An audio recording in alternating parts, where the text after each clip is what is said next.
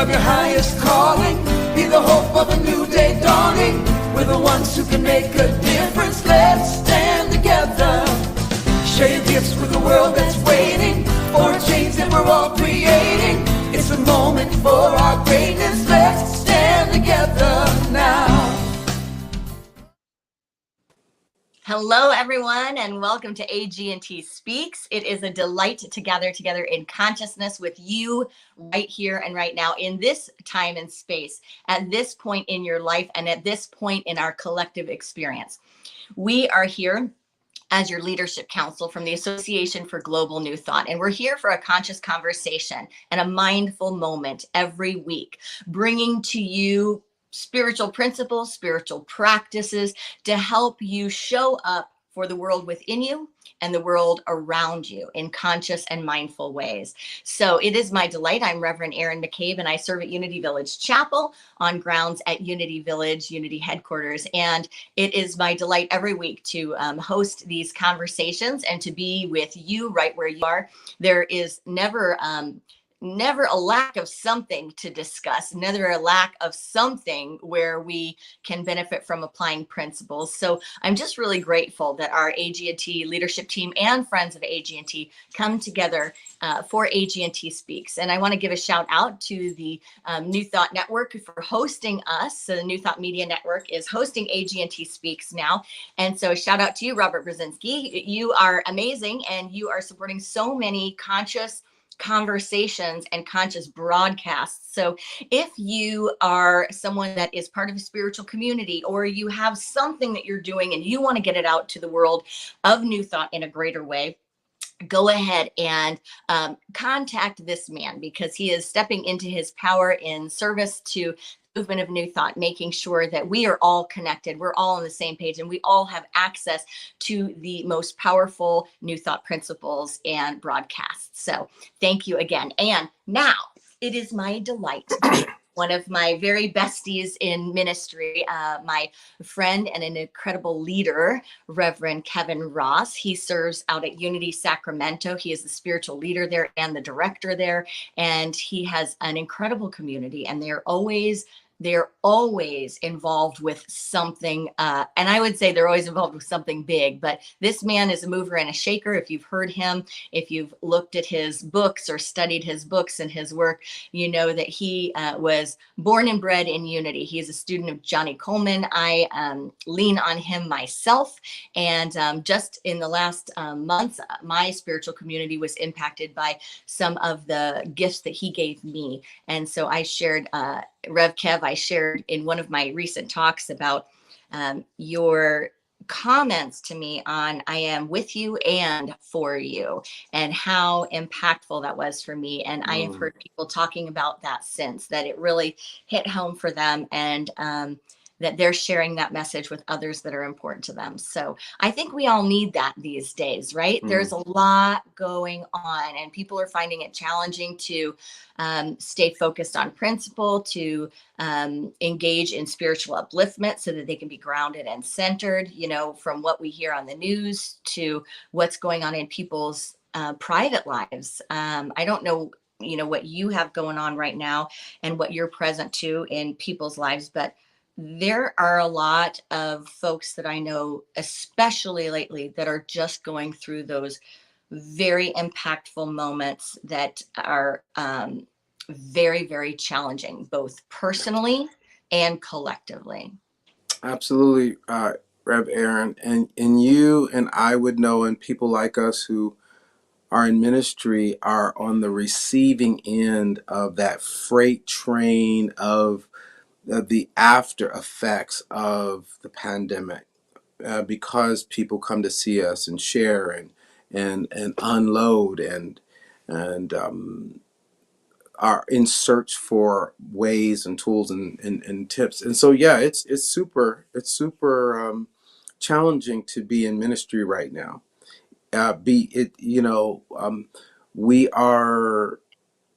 And it was super challenging to move through the pandemic in ministry, holding a community together, the spiritual community, and then the larger community, and then the family.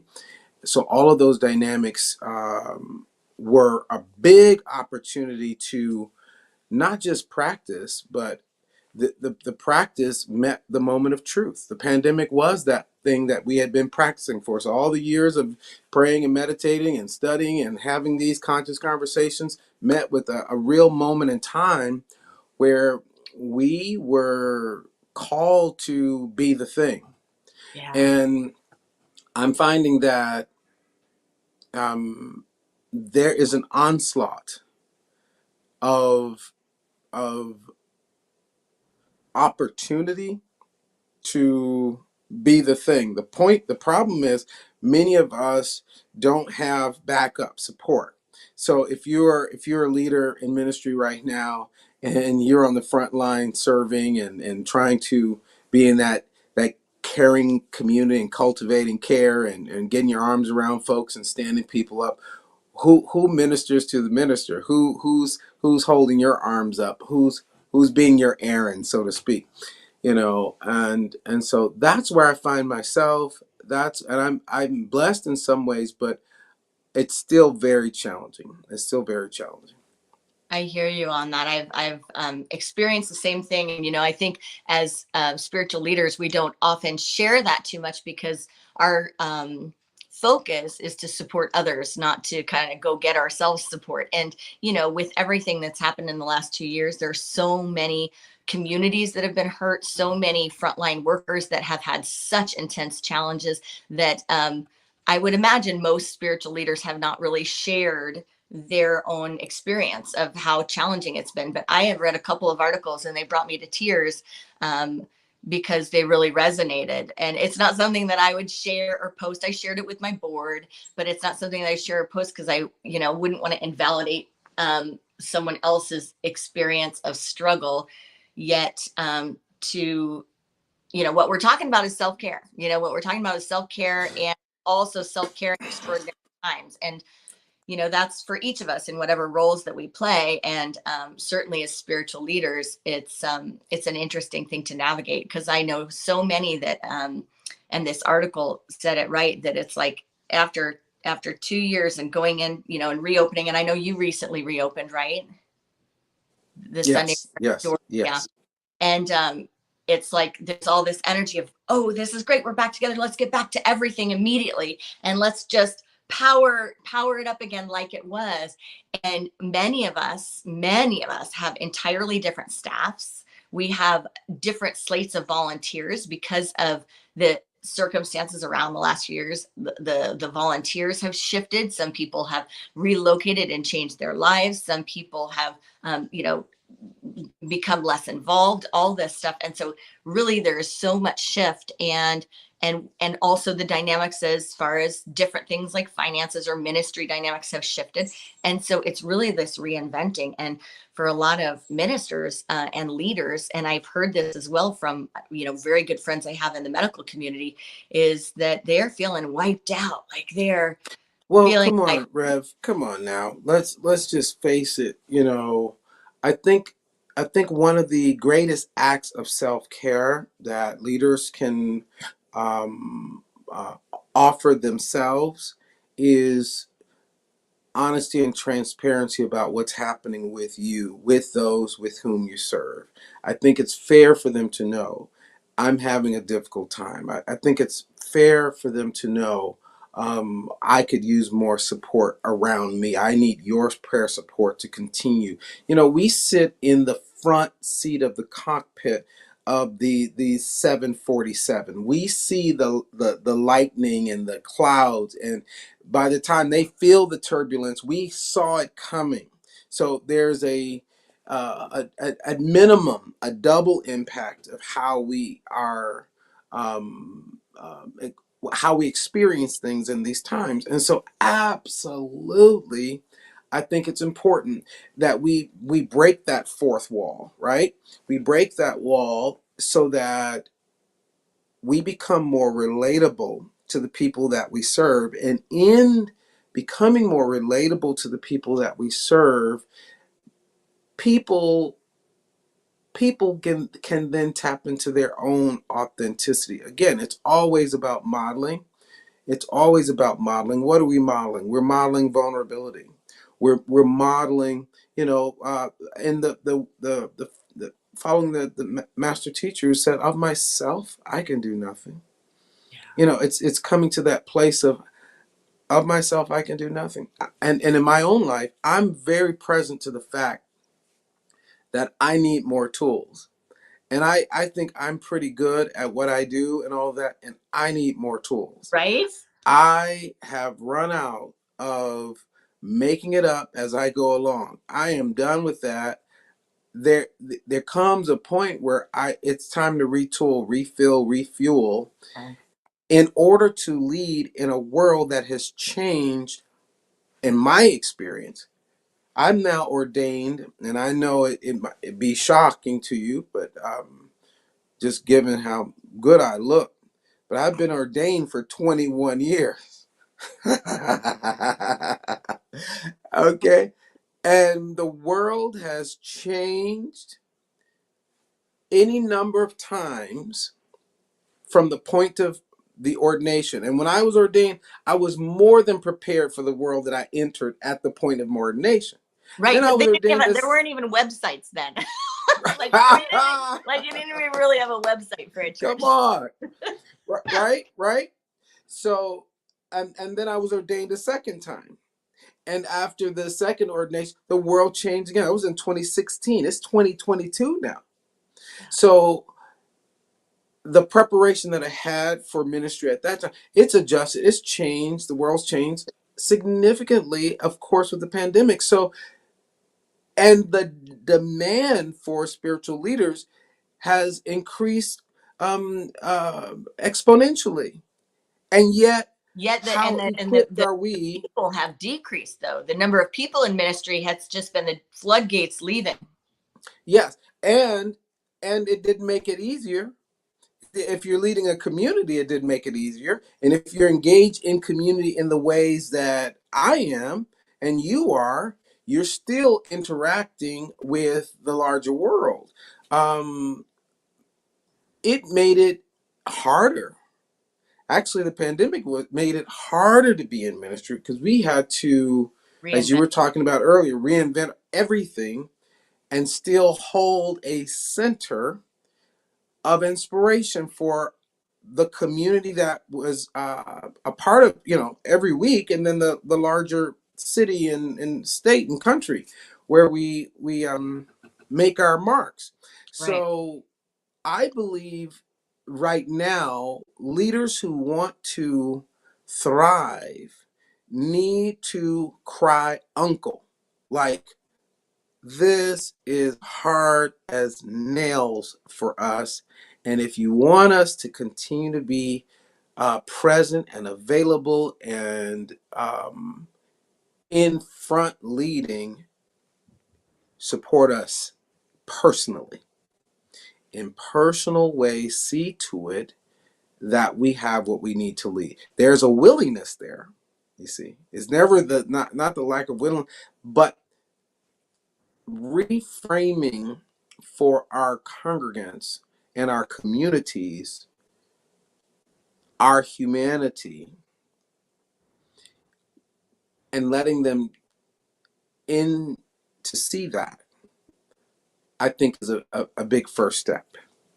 It doesn't take away from the fact that we operate with principle. It doesn't take away from the fact, but you know what? Somebody even helped Jesus carry the cross. Okay, if we want to get literal for a minute. Made dinner together, had a dinner together. Yes. So it's that part of it. And yes, for me, we're just coming out of Resurrection Sunday, so Easter services were off the chain. It was big. It was all of the wonderfulness that we would have hoped it would be. And to maintain that momentum, right, we're going to require a whole lot more support, because now everybody's on fire. Those that we had a great service and we had great music and we had all the great reunion, kind of family reunion experience that you would want. And this was like our third service being reopened. Congratulations. Thank you. And so the next step is how do we sustain that? So what we've done and are doing, we've created a futures committee. And the Futures Committee at Unity of Sacramento is looking at what does ministry look like in a post-pandemic world now? What are the needs for ministry? What makes us relevant? Um, what what role should we play specifically as our community? Geographically, what's the footprint that we're going to have given what we know about the world that we're living in? What types of leaders do we need to summon? What things do we need to deem obsolete? Right? Like, That's you know what huge. I'm saying? You know what That's I'm saying? huge. Like what Yeah. wasn't working before that we no longer will reinvest our energy, not whether or not people want it, but it wasn't working. Like people weren't sourcing it because, we talked about self-care. We're talking about, supporting leaders, and that's everyone that's a leader. If you want them there, find out how to support them, whether they're a doctor that you go to, whether they're a minister, whoever it is. But those things are critical. And then support what you want to have thrive, because a lot of times we say we want something, we say we want a church open, we say we want an event or an activity, but then we don't put our money there, we don't put our service and our time there, we don't put our prayer and our intention there, we want someone else to do it. And we got to take a look at that. I think the energy has to be invested in what is working and what is not just wanted but sourced.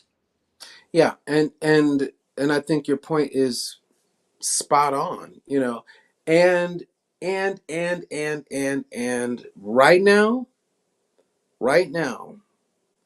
you got to make it about the leader as well.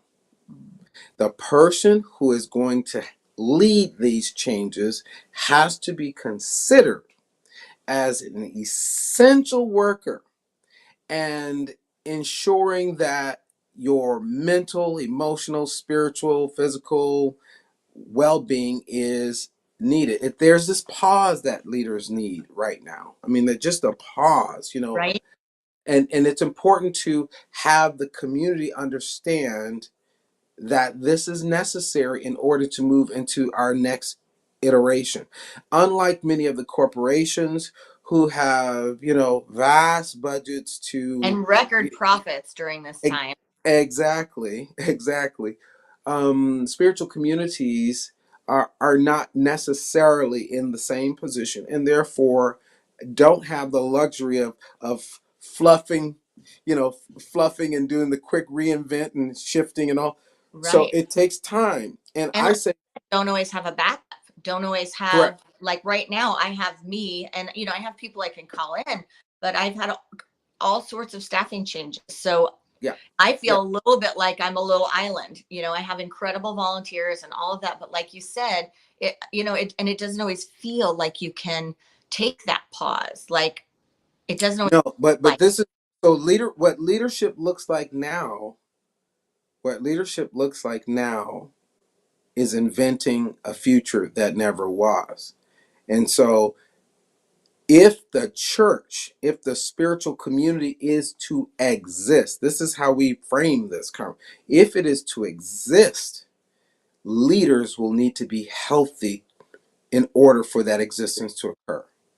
So we get to pause, we get to stop, and that comes from the leader to announce. And you inspire the rest of the leadership to get that.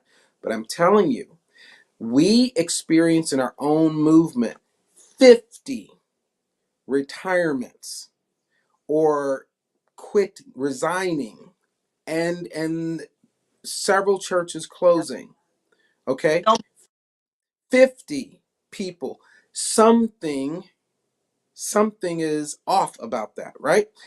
That means that leaders, spiritual leaders, are tracking with the same statistics in the greater secular world, if you will, where we're experiencing this great resignation.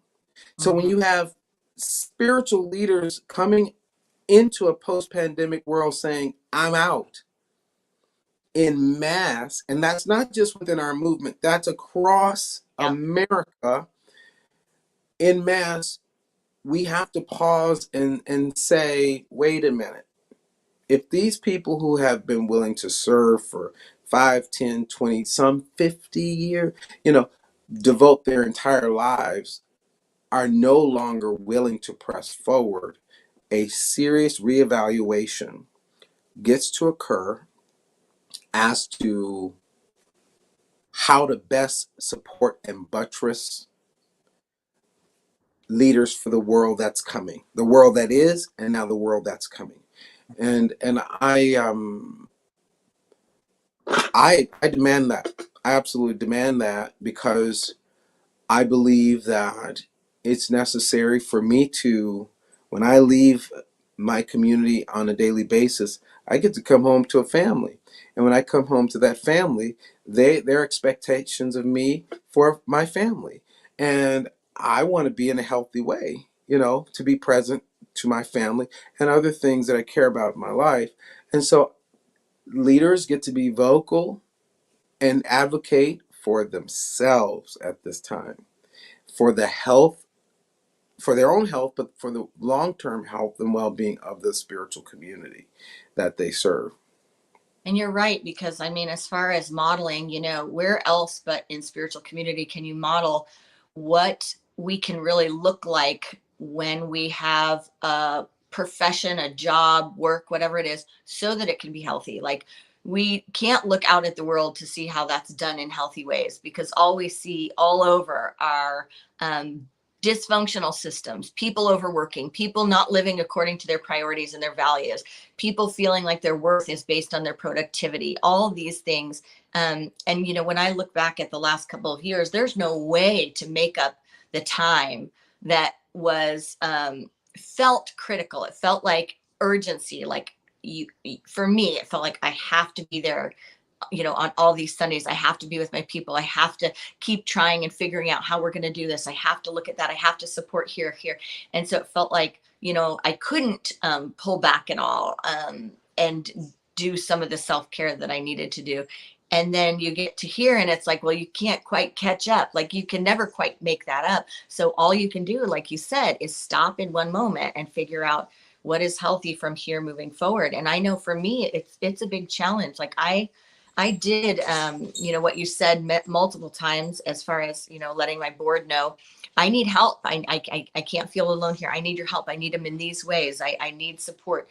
I told my congregation, I told my community, and now I'm finding too that I'm just looking at how I do life and trying to work with myself on, I think you said it to me, someone else's urgency is not your emergency.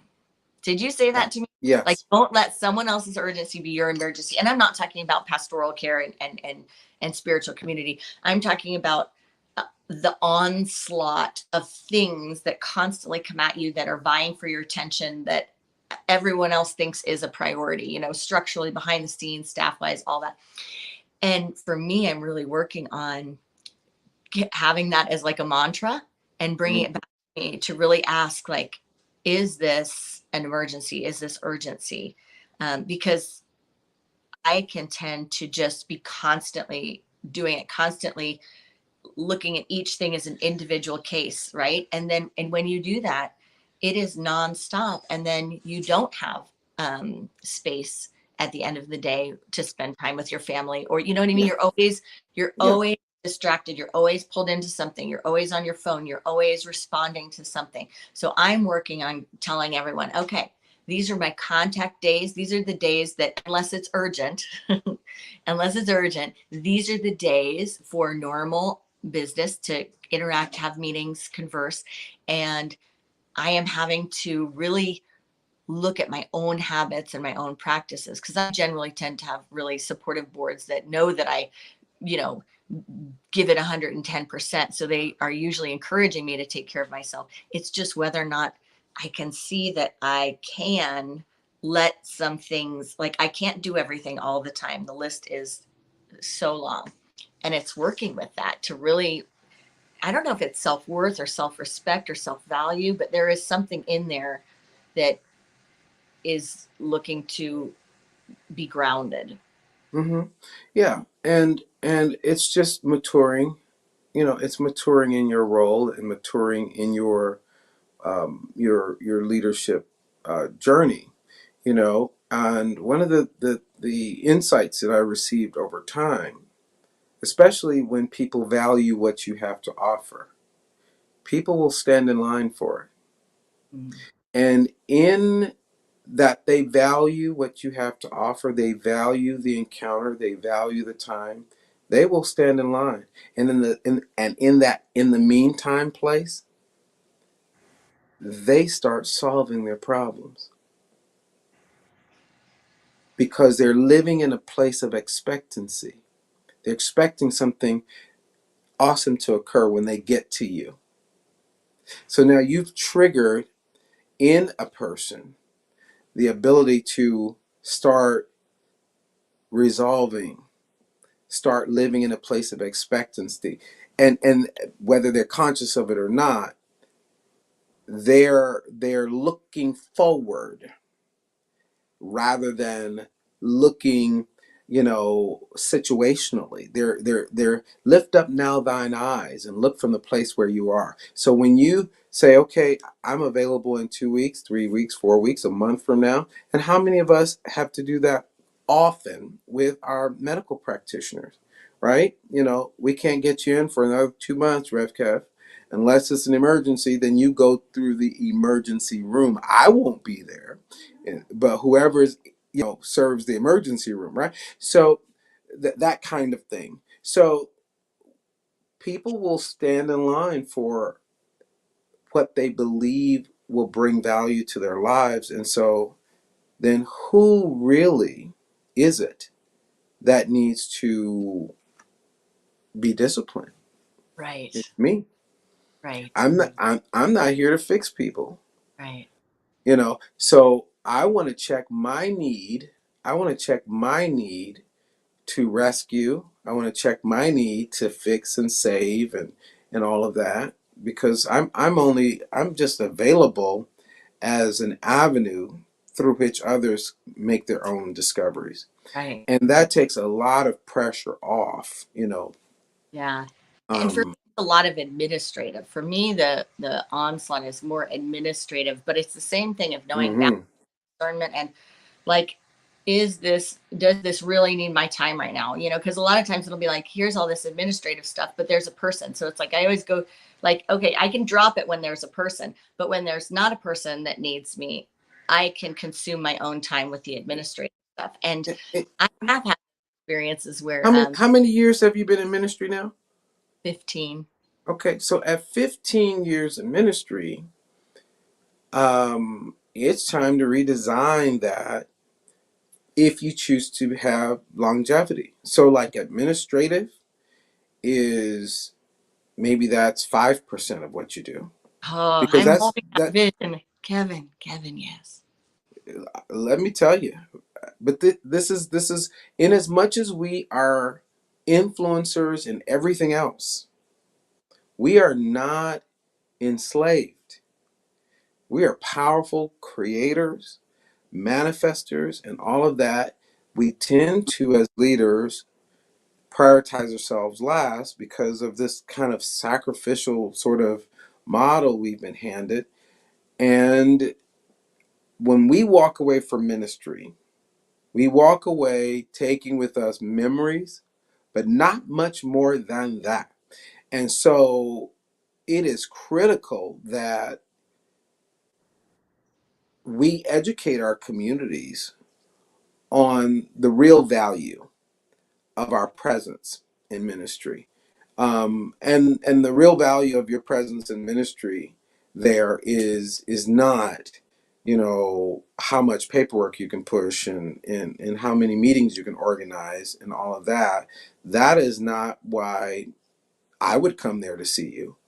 You know, I'm coming there to see your gifts shine in the brightest possible manner, the ones that they really sought you out for. And so reinventing yourself and in a way of self-care may look like I do 5% administration and the rest is ministry and congregational care And so let's figure out how to have that happen, Right. and I Right. would make that a priority, Yeah. right? And what shifts need to occur, what funds need to be raised, what plans need to be hatched, whatever that is, so that you can get the absolute best of me. That's You good. and I've preached this to myself in Yeah. order to, be where I am at this point. Um, so that it's like as much as I love my board, I know when we open the doors on Sunday morning, people are not coming there to meet my fantastic board. And I do have a fantastic board. They are coming to have an experience that will awaken them to their divine nature and charge them to be a force for good in the world. And my emphasis needs to be placed in areas that will do that, more and more. Yeah. And knowing that is a form of self-care. That's right. That's Hmm. right. Or Oh, or what a or conversation. choosing that even Yes. better. Yes. So what a conversation. I think it's a good one. I think it's necessary. And I think that my hope for today is that everyone can find themselves in this conversation, that there is Hmm. something that we talked about today where you see yourself, like either you see a call to action to support someone that you love and appreciate, or you see a call to self-care, or expressing dominion over your own habits and your own internal systems. Reflection on what you have going on right now in life and what the last 2 years has been like. And like Rev Kev said, the future, looking at from right now, moving forward, what is calling me? What is functional? What is fantastic? What is the vision? How am I going to live into the future? And what will that look like for me? And doing that consciously. So we hope today was a fruitful and mindful experience for you. And thank you for being here with us, Rev Kev. Thank you for being here with us, everyone that has joined this broadcast today. We are here with AGNT Speaks each week at noon Central Live. Namaste. Namaste. Something great is happening. Love has taken hold and it won't let go of us now. Something here is calling us forward, upward motion.